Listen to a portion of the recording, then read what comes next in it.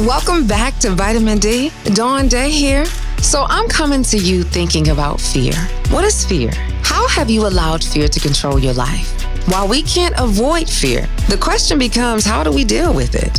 How do we look fear in the face? Because when we see fear in the mirror, we see ourselves. With my guest on this episode, fear is nothing new.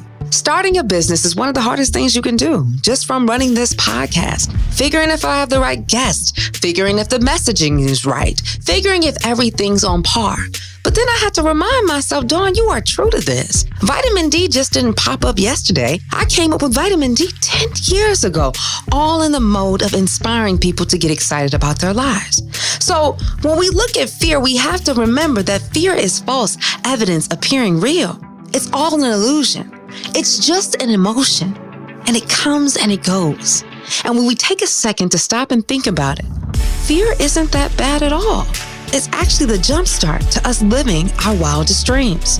Tisha Skinner, aka the Smoothie King, aka my guest, understands that so much of life, business, love is understanding your gut feelings and trusting them. You're always going to be afraid. You're always going to get hurt. There's going to be scars, but you have to continue to do it in order to reap the rewards. Even when fear is telling you you can't.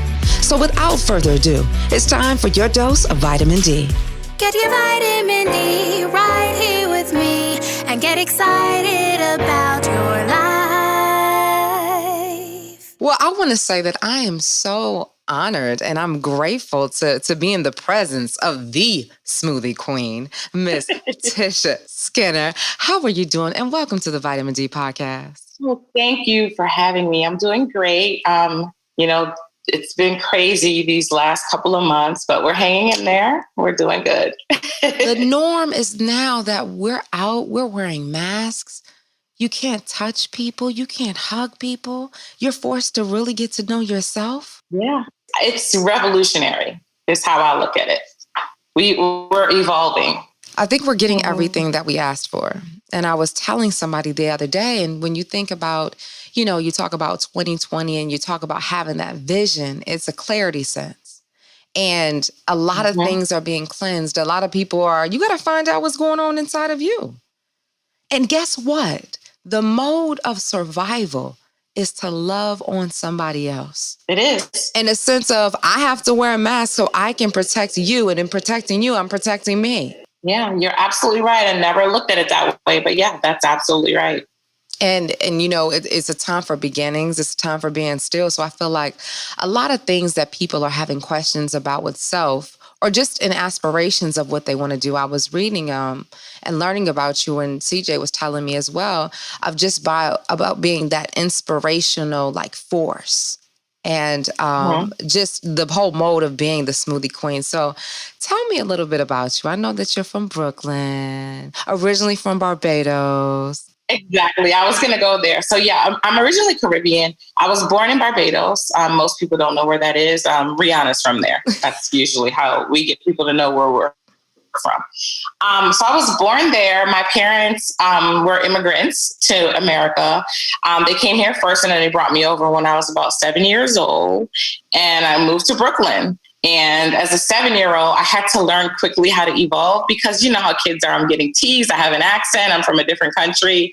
So I learned how to kind of play the game and assimilate in order to get where I needed to be to a point where I don't have to do that anymore. So growing up in Brooklyn was very exciting. I grew up, I don't want to date myself, but, in the hip hop era, being a part of that form of history and always wanting to own my own business, just seeing businesses in New York never being owned by someone that looks like me completely inspired me. And that was one of my dreams. One day I'm going to own my own business and be my own boss since I was little.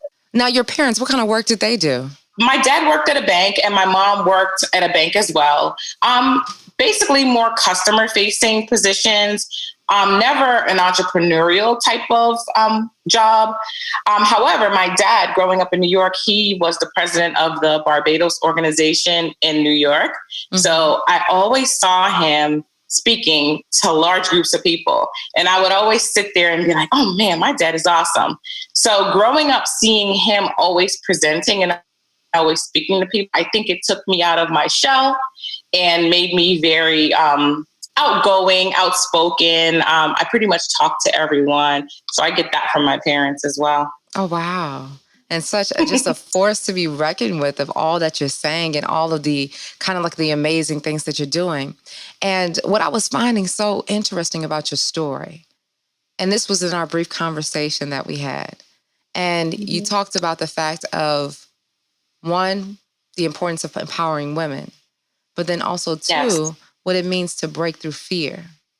And I think sometimes fear can be just like how you said, walking into a new environment, being the only one that looks like you, having aspirations that maybe you don't see in your surroundings. So that's forced you to be more than what you are. But here's the thing, you don't even realize what it takes to get to where you need to be because it's not in the environment and when you can reach. And so that's why, in a sense, it's that whole thing when you talk about fear, stepping outside of the comfort zone. Absolutely. I've always been fearless. I think it was kind of ingrained in me as a child. No, really? Always? Always. I'm always the risk taker. I'm always on the roller coaster. I'm that friend that will bungee jump. Me too. I did that. I remember not having, right. I remember growing up not having a bike because, my parents didn't have much. And I didn't learn to ride a bike till I was about 13 years old when I had a friend that had a bike. That was my very first time on a bike. And I fell about 100 times on that bike and just kept getting up and kept getting up and kept getting up. And even today, when I'm going through tough times, I think about how I taught myself how to ride a bike and how I never gave up. It hurt. I got bumps, bruises, scrapes that I still have to this day. But in the end, I learned how to ride a bike. And that's how I approach life. You're always going to be afraid. You're always going to get hurt. There's going to be scars, but you have to continue to do it in order to reap the rewards. But how did you know that there was a reward on the other end? What put it inside you or instilled in you to keep going? The reward of being able to ride a bike, because I felt like I was at a disadvantage because I never knew how to do that. And I'm 13 years old. So I guess, now you've got me thinking. My drive is, it could be recognition. I think that that's a big one. I love being the first to do things. So for instance, I'm the first Black woman to own a Smoothie King in a national airport. I love it. BW. I love it too. Independently owned. Yeah. And operated. The only one. I actually started Smoothie King in an airport and they followed me and then, continued there. But I was the trailblazer. Being the first one in my family to own a business, things of that nature is what brings me joy. So I think that I'm a risk taker and the reward is not monetary. It's always kind of like this feeling within myself that I know I've accomplished something that I worked really hard at. Yes. I love that. And, it just reminds me of that quote that I hear sometimes. And it said that hard work beats talent when talent doesn't want to work hard, because there's a sense of this whole perseverance. And, just seeing the fact, okay, you're owning these smoothie queens, but just like how you were falling off that bike, right? You were talking about there was a moment in which you purchased a Smoothie King and had some difficulties financially and actually had to shut it down. Tell me about it. I would like to equate that to my 2020, but it was back in 2006 or 7. So it was at a point where, so I had opened up a Smoothie King. I was currently employed with Colgate-Palmolive. I had an executive position with them. Mind you, one of the youngest and one of the only African-Americans at that company to hold that position at that time. So I was doing pretty well for myself, but I just wasn't happy in the corporate environment. I just didn't like people telling me what to do when I knew that that wasn't the right thing to do. And just playing the politics and the games, I just was never comfortable in that space. Someone once told me that I'm unemployable because I'm a boss, right? So a boss can't be led. Come on. So I was unhappy. I decided to take a risk. Here I go, my risk-taking self. And I resigned. They actually wanted me to relocate to Chicago. They relocated me to Atlanta. I was on the fast track. My next move was Chicago, and I gracefully declined and went back to grad school and opened up a Smoothie King. So things were going great. Everything was fabulous. Economy was booming at that time. We were doing great. And then the next year came and the housing market crashed and everything completely fell apart. So people are losing their homes. It's hard for them to justify buying a treat like a smoothie when they can't pay their mortgage. What made you want to open a Smoothie King? Well, I always wanted to own my own business. And at the time I was married, and it actually was my ex-husband's idea. I'm going to give him credit for that. He's like, hey, if we're going to do a business, let's do something healthy, because that's where the trends are going to go pretty soon. Everyone wants to be healthy. And he was a real outdoorsy type of person. So he introduced me to Smoothie King. And, as us women, we'll take something and we'll incubate it and turn it into greatness, right? So it was his idea that sparked it in me. And then I took it and ran with it and ended up opening my first store in Chamblee, Georgia. But at that time, timing is everything. Location, and timing. Those are the things that will make you successful. So things changed, and it was very hard for me to make the decision to close my business because this was my baby. I put everything into this, all of my savings, 401k, all the money I had in the bank. This thing had to work. And at that time, it wasn't working. And acknowledging that, hey, everything I'm doing is just not gonna pan out, and knowing when to walk away was a challenge, but it was the best thing that I've ever done. Because by doing so, it taught me what I need to do in the next step.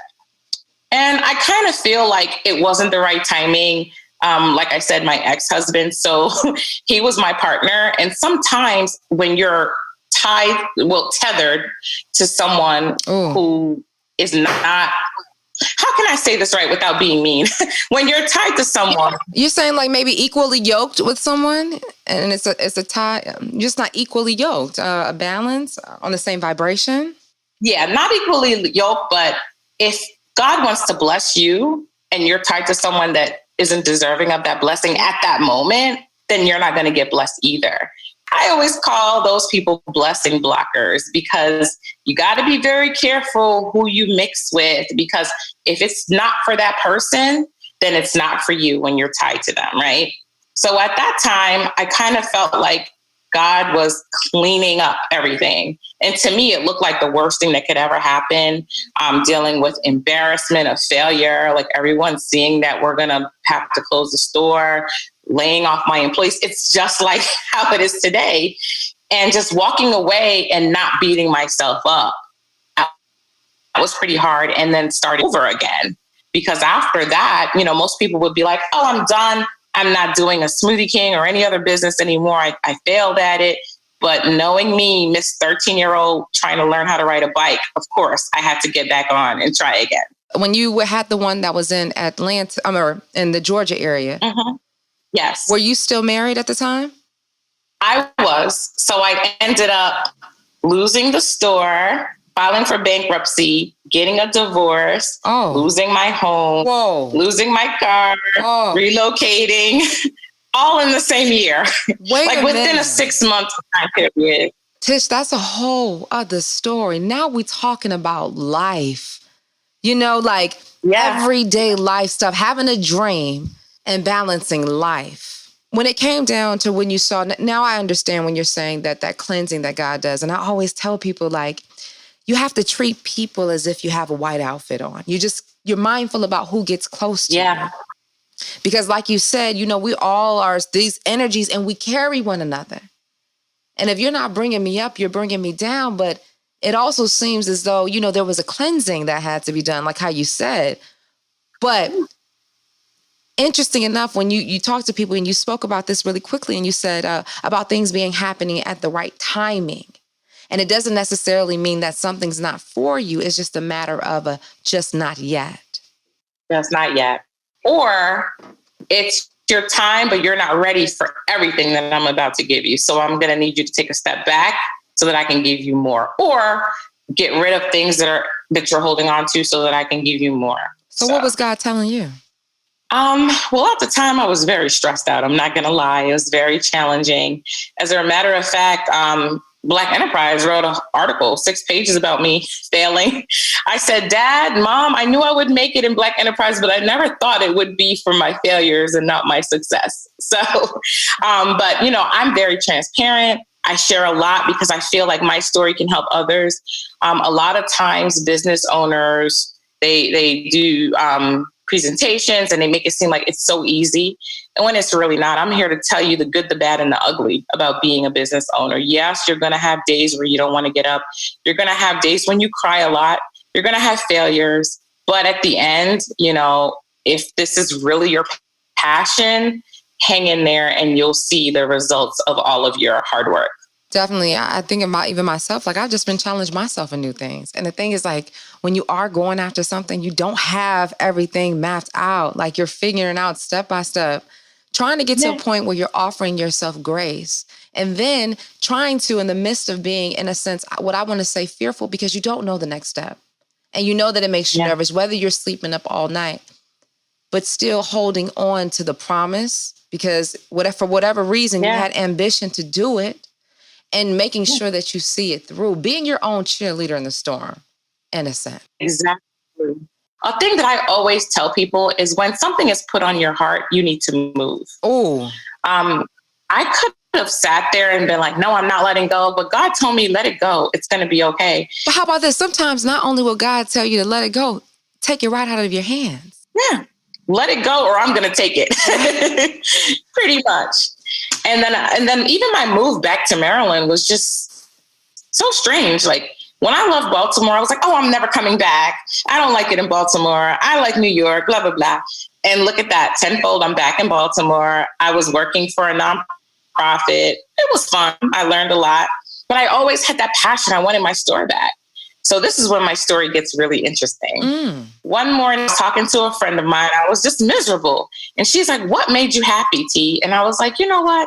Having my store really made me happy, even though it didn't work out the way I wanted it to. I really enjoyed interacting with my customers and my team members. I really love that. And she said, so why don't you get your store back? So at that moment, I could have procrastinated and waited and like talked myself out of it like we always do. But I got up and I said, you know what? I'm going to get my store back. I called up Smoothie King, hadn't talked to them in 5 years. They remembered me. They were like, how are the boys? How are your sons? How are you? I filled them in on where I was. They were like, are you kidding me? We have a store in Maryland that needs your help. If you can get in touch with this owner, we'll keep this store open if you're involved. And I filed bankruptcy with them. Like, what company would even give you another opportunity like that? They really had to believe in me. So I called up the owner, come to find out she's from New York. She's from Queens. I'm from Brooklyn. We connected instantly.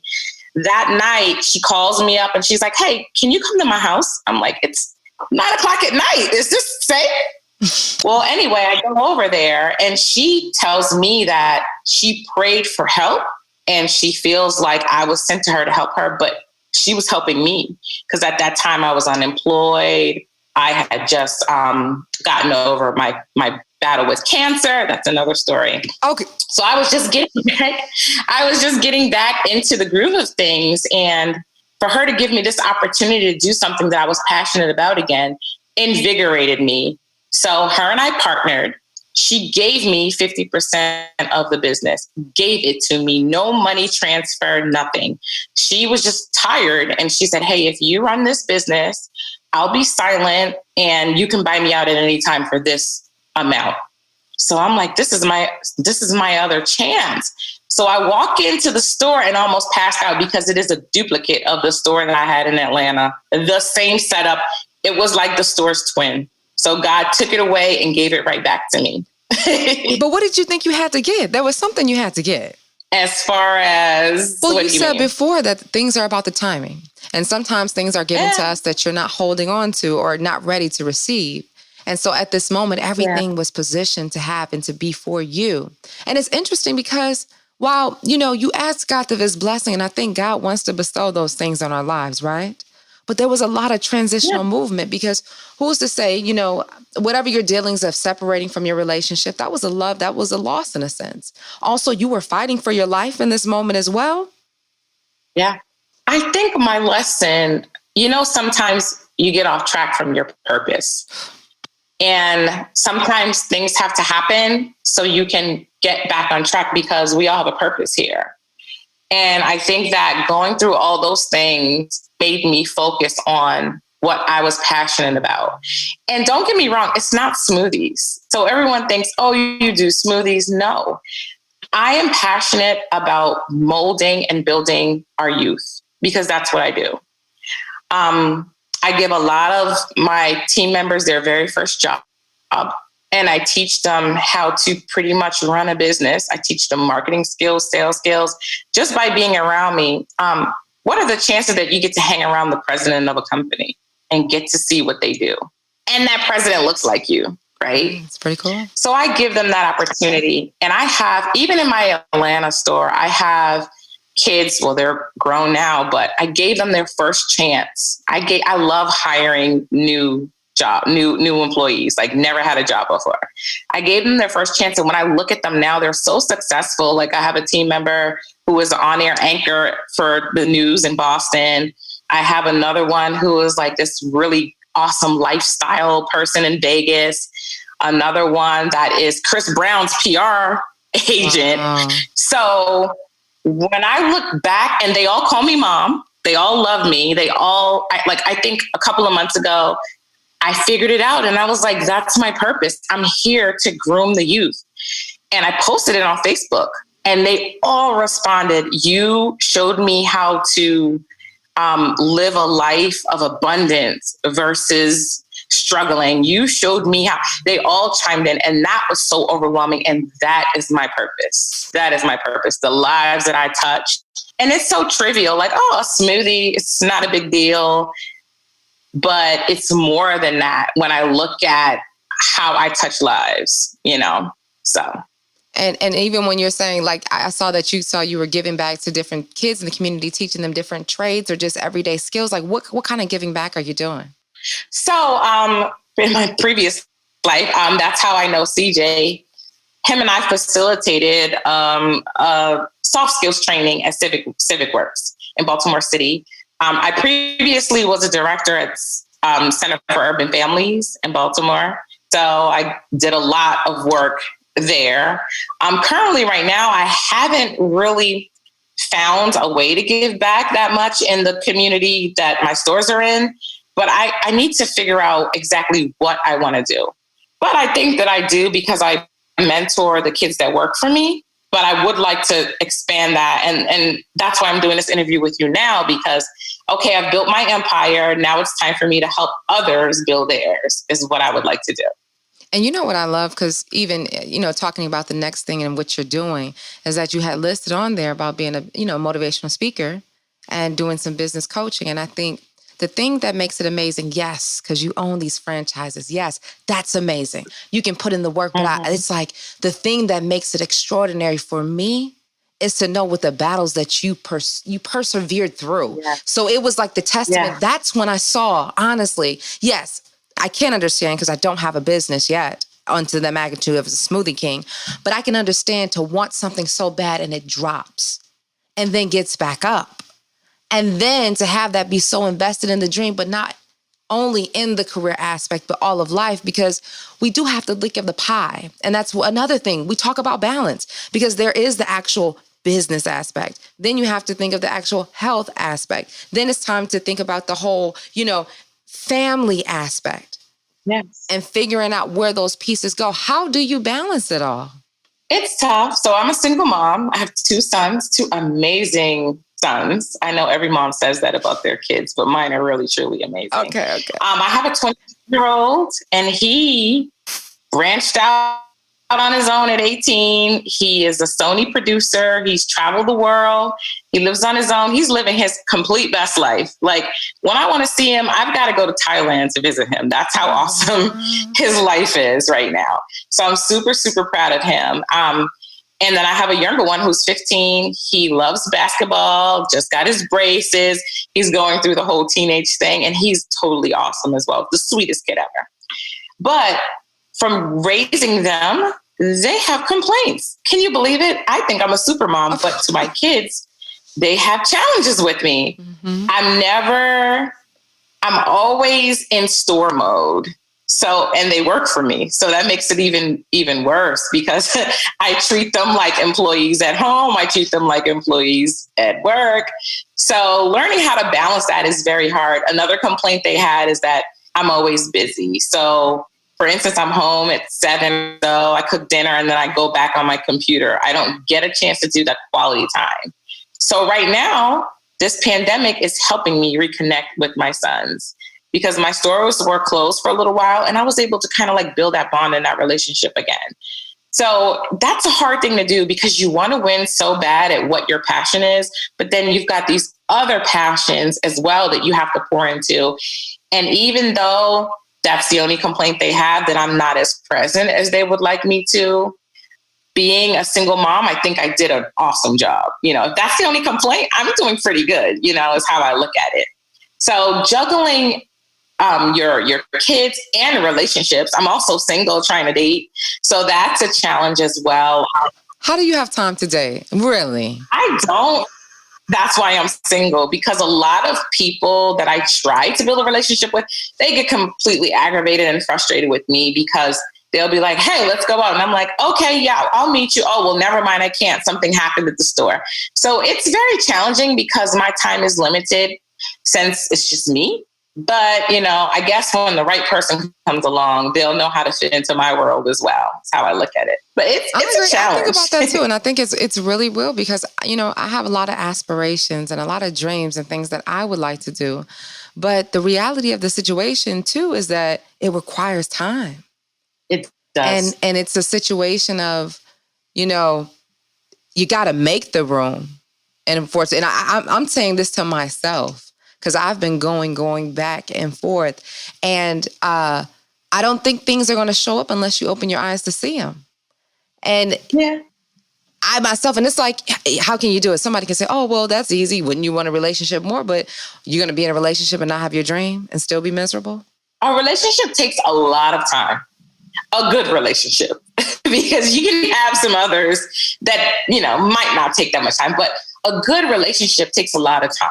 And that's something that most of the time I don't have. So like if I'm dating someone, I'll do, okay, Thursdays is our day and I'll see you on Thursdays. And that's it. I'm not seeing you Saturday, Sunday, it's Thursday. That's your day. So it kind of becomes a challenge. And, you know, one day I want to get married again. I've been divorced for almost 12, 13 years. I would like to get married again, but I guess that will come along once my purpose is fulfilled. So let me ask you this. If you didn't get married again, would you be okay? Yeah, because I've been married before. Been there, done that, got the T-shirt. Okay, so let me rephrase that again. If you were to stay single for the rest of your life, would you be okay with that? I don't know. That's a tough one. What do you mean by single? So marriage to me is just the paperwork. But if I could find a nice partner, like I'm looking for a Stedman, you know, someone that can be a good lifelong partner and supportive. Because I'm sure Oprah's a lot busier than I am, you know? So actually the paper part of it, the marriage part isn't what's important. It's the happiness and the partnership that person can give me. That's most important. Yeah, that's what I meant. And that's why I was like, let me rephrase this to a relationship, because I imagine that it takes time for those special moments, for that I just popped in to say, hey, and I can see how, and even in my own life of just going, and it's like, well, wait a minute now. You know, what is it really adding up to? But you know, I think sometimes as women, and I can speak to myself, even as a younger Dawn, I think in a lot of ways I might have hid behind my work, like kept it away to keep me busy. It was kind of like a scapegoat. And yeah, I even looked like my mom. She died of stage 4 breast cancer. And I look at her situation and she fought through that. But then I went back to work a couple weeks later because that's just what I know how to do. And I notice different areas. And I find it always interesting when talking to other successful women, like, you know, would it be okay? Like, we're present now and we understand how boss babes we are. But then having that other side that may, you know, that, boo, someone you can come home Soft and fuzzy side. Yeah. So, I was just wondering how that fits. And and I'm working on that. But then there's other dynamics too. I've got girlfriends. I've got, family members that want my time. I've got, my parents as well. As they get older, they're going to require more of my time. So it's a constant juggling act. And only the strong survive is how I look at it. Okay. And not physically strong, but mentally strong. Knowing that there's nothing that can be thrown your way that you can't handle. No weapon formed against me shall prosper. And that even though it's hard, I'm going to get through it and I will be fine. And I'm going to look back at this and say, wow, I'm amazing. So even through my whole story, I look back and I've known people who've crumbled for just one of the things that had happened to me. And I'm like, man, how did I get through that?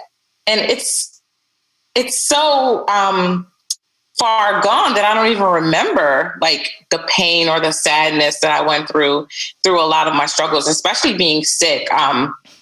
That was pretty hard because I started thinking, who's going to take care of my kids? What kind of cancer did you have? I had uterine cancer. Yes. And I suspect this might be another topic for the show, but I suspect it came from an IUD. They are very dangerous. So I don't know if I suspect that it did. Mm-hmm. Okay. So you found out that you had this uterine cancer and what? They tried to remove it and then that didn't work. So this was a year's process of me being sick. I was completely sick. I had all these complications you can ever think of. This is the enemy trying to take me out. It wasn't happening. Just trying to take your mind, but you know whose you are. Yeah. I ended up having a hysterectomy, which I love. And when I had that done, I actually caught a hospital-borne infection and almost died again. So it was just a really year. As a matter of fact, I was just with my doctor last week and he was like, every time I see you, I'm like, thank God, because you really scared me. I felt like I was going to lose my patient. That's how bad it was. But no, my work here is not done. So the funny thing about it is no one knew that I was going through that. Wow. Only my parents and close family.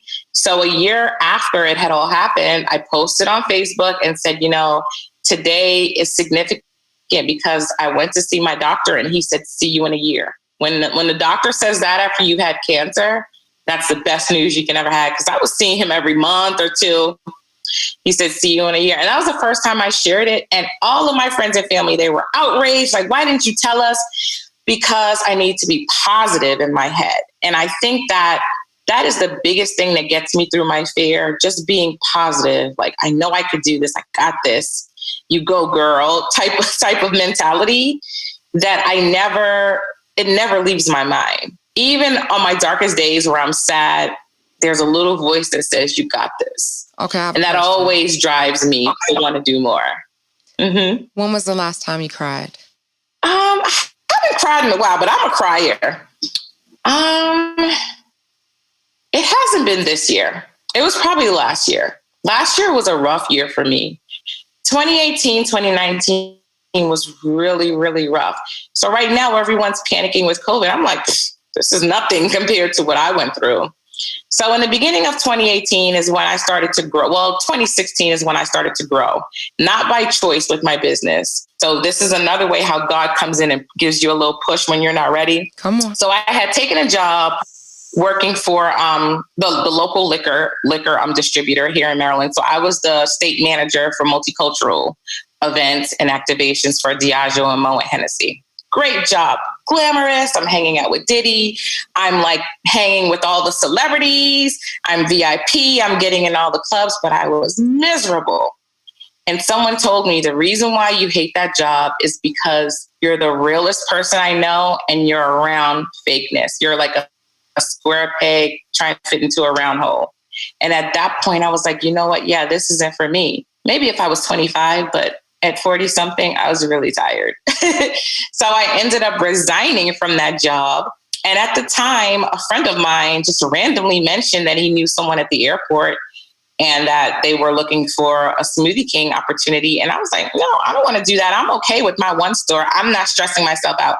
And he's like, no, this is the airport. This is big. And literally, just like how I came to the store in Maryland and she pretty much gave it to me, literally, it was that same situation. Like, okay, just pick where you want to go.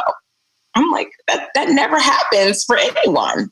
It happened for me because that's my destiny.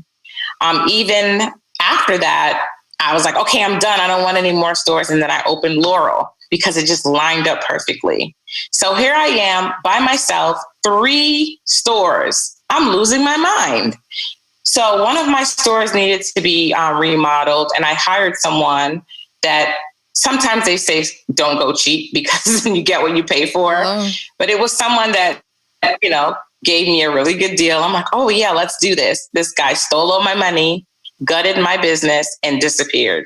So I had a store that was closed for 10 months, 10 months of rent that's owed, 10 months of employees that need to be paid, 10 months of gas and electric, 10 months, no income. That's when I cried because that was pretty scary. Mm-hmm. But everything worked out. I was able to sell the store. So I had 3. I sold 1 last June.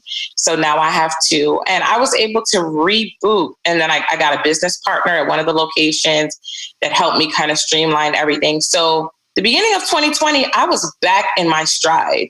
So COVID, yes, it affected me. Yeah, how has it affected business? COVID has definitely affected my business. But because I've been through so much, I'm not panicking. Because I know it'll work out. It's different now because before it was just me. Now it's everybody. So it's kind of like, it's a little bit easier to deal with. So my airport location has been closed since March.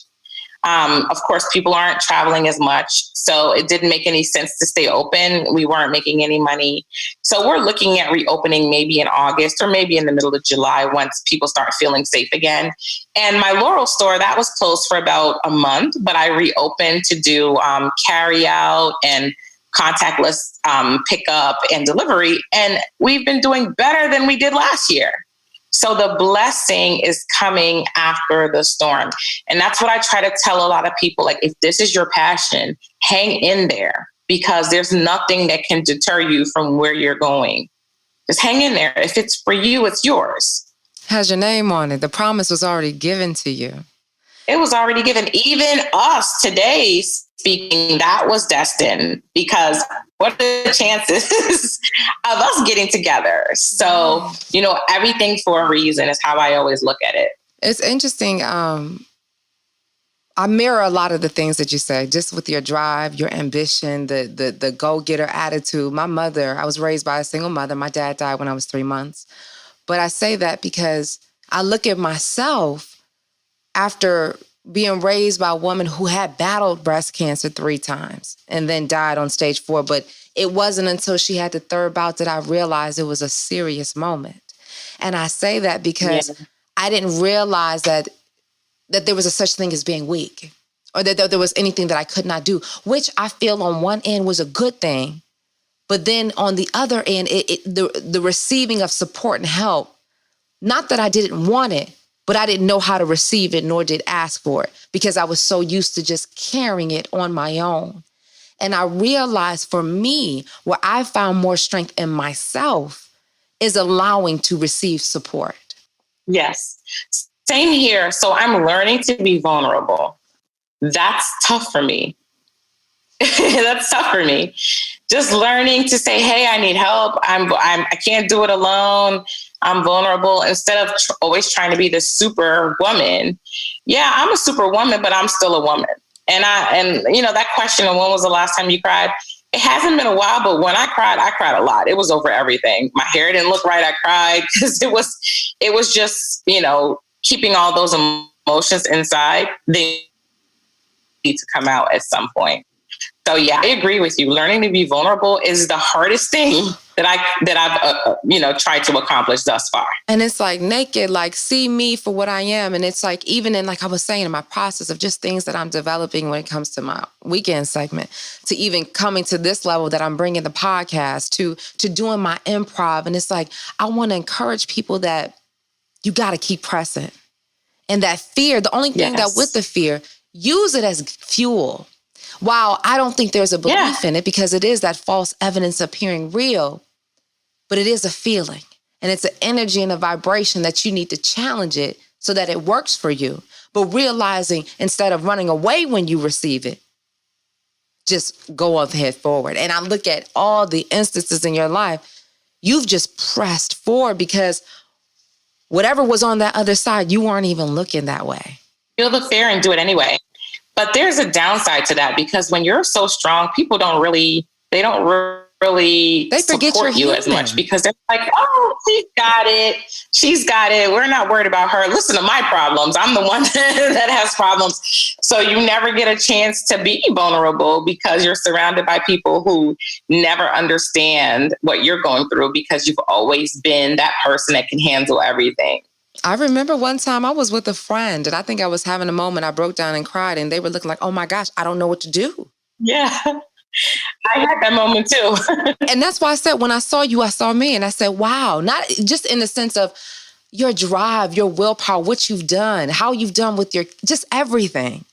And it's like that other component where it's like, okay, if I was sitting there listening, I need to hear and to see, because it's like, wow, okay, a lot is going to be required for this greatness that we call purpose. But in that moment, understanding the timing, like you mentioned, understanding how the clearing of the house, how you mentioned, keeping the faith that even when it doesn't look like it's going to work out, when God says he can work in an instant, and in an instant, your path was laid for you.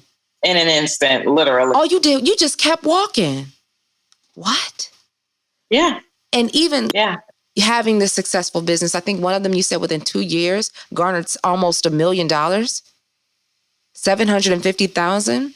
Well, that was Columbia. When I took it over, it was a failing store. I think it had done 190. And after me having it for a year, I got it to 400. And then after that, I got it to King's Club, which is the highest percentage of sales for a store single-handedly, because I wasn't playing. I had something to prove. Right. And then the airport is the number one store in the region. We did like 1.1 mil last year.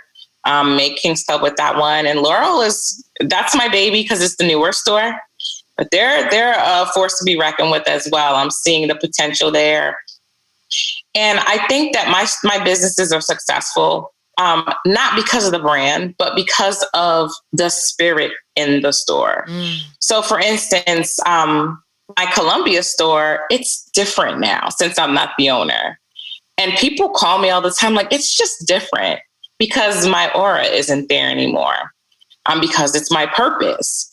So my Laurel store, I noticed with COVID, it forced me to be in the store a lot, and I'm seeing the sales just skyrocket, because when I'm there, my team members mimic me, and it's always service oriented is what my thing is. And when I'm there, I feel like my spirit is there as well. Same thing for the airport. So a lot of times people want to start their own business because they want to be on a yacht relaxing. When you own a small business, you work harder than you've ever worked, period. I think I posted something on Facebook that said, I don't have a 9 to 5. I have a when I open my eyes to when I close my eyes. And that's literally what it takes. And you will eventually get to that yacht relaxing, but you got a lot of work to do to get there. And I think that is the misconception that a lot of people have about being an entrepreneur. They think, oh, it's just luxurious. No, this is hard work. You're going to have challenges. You're going to have employees that don't want to come to work. You're going to have taxes. You're going to have customers that are mad about things and get on social media and tear your whole business apart. It's just so many different pieces to this thing called owning your own business. And I want to make sure that I do talk about the good things, but also let people know there are going to be some negative things that you got to be prepared for, because when they come, you got to fight through them. Don't give up. That's right. And it's like a quote that I always hear from Les Brown that I love. And he says, if you can look up, you can get up. I love him. Maybe Brown's baby boy. I I got a chance to meet him last year. I nearly passed out. You would think that I was like meeting Michael Jackson or something. I was like so thrilled to meet him. Yes. Really? Okay. And so, which brings me to my next. You had talked about you wanted to write your book, interest in motivational speaking. What's the book going to be about? So the book is about what we just discussed. So, and this is the universe aligning again. So I went to Morgan State, go MSU. And my very first time at Morgan, I had no friends. So I came to Morgan by myself, no friends at all. And the first day there, maybe it was the second, I met this girl named Diane. She was from New York. She's from upstate New York. And we became friends. She was my very first friend in college. So fast forward to today, she's a huge publisher. She's got her own publishing company. And she's like, Tisha, you need to tell your story. I'm going to help you. So we've teamed up and we're working on my book. So the premise of my book is exactly what we discussed today, like showing entrepreneurs, especially women, how to juggle everything that we go through. And I'm telling the good, the bad, and the ugly in my book, and making sure that you know that if this is your passion, you need to continue to progress and never give up. So that's pretty much the premise of my book. CJ's always getting on me to finish it. I need to finish it because I get distracted by other things like the store and just everyday things. But my son told me the thing that you're running away from is usually the thing that's going to be, that's your purpose. So I'm like, okay, book, I got you. Let me get started on it. So yeah, hopefully it'll be out soon. I don't have a name yet, but I do have most of it put together. And it's just going to be something that's motivational and just sharing my story and allowing other women to feel the way I feel. Yes, I had some failures, but then I've got some wins too. But I love to hear, because when I see you and you're telling me about the franchises you've owned and how you're able to flip it and turn around the money, being the first African-American woman to be in the airport. Yeah. You become reachable to me when you say, Dawn, I got divorced. Dawn, I battled cancer. Dawn, I left my store. Dawn, I have to be more present in my kids say about being present. Because I think sometimes people don't realize that there is that juggle that you're going to have to do. And how if you are going after something, why right now is not the case, what it is that you have to get, and the season and your timing for it all. So I'm looking forward to the book. Maybe you were that little push that I needed. If Diane's watching this, she's going to be like, thank you. She's been trying to get me, and CJ as well. So I'm going to get it done. I'm going to get it in due time. It will be done. Yes. What do you see next for yourself in the next 5-10 years? Are you still at Smoothie King? What are you doing? Well, I really like Smoothie King. Some days are better than others, but I think ultimately when I see a guest come in and they are like, oh my gosh, I lost 40 pounds, and those little success stories and just seeing my teenagers grow up and go on to college, nothing can replace that feeling that I have. I'm like everyone's mom, right? So I still will always keep Smoothie King, and then it keeps me tangible because it's easy to say I used to own a Smoothie King when I'm presenting, but it's so much more impactful when I say I currently do, and I'm doing all this and still, coming here to share my story with you. So I just finished the Goldman Sachs 10,000 Small Business Program, like maybe about 6 or 7 months ago.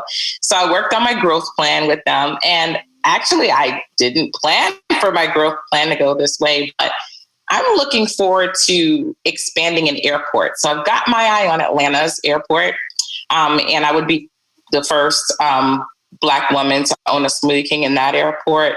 And I'm looking at maybe different franchises, because you've always got to make yourself, you can't put all your eggs in one basket, kind of make yourself a lot more marketable by doing different things. So I'm looking at body care and deodorant and personal care line. Oh, wow. That's a little passion of mine that I'm working on. Yeah. And then I'm also working on my YouTube channel so I can do more motivational speaking and videos and things of this nature. So I'm kind of trying to reinvent myself, but it's hard when you're juggling a lot. And honestly, when I get home, my brain is just dead. I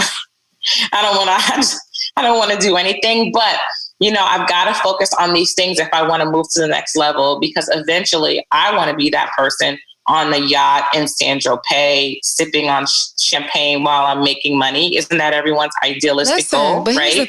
Here's the thing, Tish. I'm already there.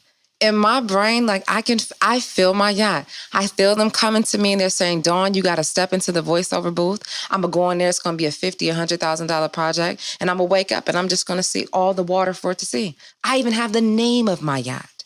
And I think when I think about being successful, I love it. I feel like you have to, that's why they say, write the vision and make it plain. Life and death are in the power of the tongue. Act as if you are. Faith without works are dead, because if you're calling to be to the next level, you have to already be. It's not waiting for somebody else to get the accolade. It doesn't necessarily wait for that perfect quote unquote opportunity or for somebody to recognize you. We were already given authority. We were. It's just waiting for the spiritual realm and the physical realm to manifest. But here's the thing. I feel like with everything you said, you've already known that because you've already done it. And I just hope that whoever is listening understands and is encouraged by that. How even after you've accomplished and achieved so much, there's still more. There's still more. And still more where you're growing. Yeah, I've got a lot of goals. So eventually I want to be able to walk away from the stores, still have them, but have management in place that I don't have to do so much of the hands-on, because my brain needs to be 5,000 feet so that I can plan and strategize, not tied up in the minutia of everyday, day-to-day things. So I'm working on doing more of that and spending time with my sons, hanging out with my parents as they get a little older and just enjoying life, just slowing down and smelling the roses. I hear you on that. So if you could leave maybe an aspiring entrepreneur 3 tips, life, love, success, relationships, whatever one would need to be a successful entrepreneur, what would you say? I think my first tip would be feel the fear and do it anyway. The second tip would be make sure that you're passionate about whatever you're doing. Passionate meaning if you didn't make any money doing it, would you still do it? And then the third thing would be try to balance your life as best you can. It doesn't matter what's going on in your business, take a break. The business is not going to fall if you go away for a week. When you come back, you'll just pick up the pieces, but you need your time and your space to kind of get grounded and to love on yourself. And that's what a lot of us forget to do because we're so busy grinding. We forget that we're falling apart, So I think those would be the 3 things. Feel the fear, do it anyway. That says it all. But I think that would be the overarching thing. But yeah, those would be the 3 tips. I received that. I guess I was just here shaking because that's just the word for me. Slowing down, understanding to give into those moments of Dawn. Spend time for Dawn. Get up and go for a walk. Dawn, call and see how somebody's doing. Dawn, make sure you stop working and go sit down and eat something. That is me. I never eat. I don't think I've eaten today. I never, ever eat, which is terrible. That's what I'm saying. So, I think that there is something to learn about it. Like, we're all still figuring it out. We're doing the best as we can. And we got to use each other, holding each other accountable. So thank you, Queen, for sharing your story. Thank you so much for having me. This was awesome. I didn't even feel like I was sharing my story. I felt like I was talking to a girlfriend. Yeah. So thank you. I appreciate you. Now, is there a website? Is there anything? How can we follow you? Somebody wants to get in contact with you. What can they do? So you can follow me on my IG pages for the stores, which would be Smoothie King Laurel and Smoothie King BWI. I also just started a Facebook page. There's not much content, but keep following. It's coming. And it is Tish Talks. So it's Facebook /Tish Talks. And then I'm creating a website that's tishtalks.com. Or you can email me at Tisha@SmoothieKingMD.com. That's TISHA at SmoothieKingMD for Maryland.com. And I do answer all emails. You hear that? You need some information? Head up, Tisha. The Smoothie King in Laurel. Smoothie King and BWI will be open in another month or so, but make sure you support me if you're in the area. Okay, that's awesome. Well, thank you so much for talking about fear and how you persevered through everything you've been through. I'm wishing you the Thank best, you. Queen, and keep elevating and inspiring. Yes, thank you so much. It's been a pleasure. Thank you for having this platform so that we can share our story. This is what we need. This is what Vitamin D is all about, giving you a dose of inspiration and to shed light into your life. Thank you so much. Thank you. I just want to say thank you to Tish for coming on the show and sharing all of your insights with us. If you like what you heard, you got to make sure you follow Tish at It's Queen Tish on Instagram. And if you're in the DMV area, stop by Smoothie King. She's in Laurel as well as the BWI Airport, which is also in Maryland. As always, for more inspiring conversations each and every Monday, you can catch us where you get all your podcasts. And if you're looking for even more vitamin D, I want to encourage you to follow me on all social media at Dawn Dai Speaks. That's Dawn, Dai Speaks on all social media. Until next time, always remember, you are your greatest asset.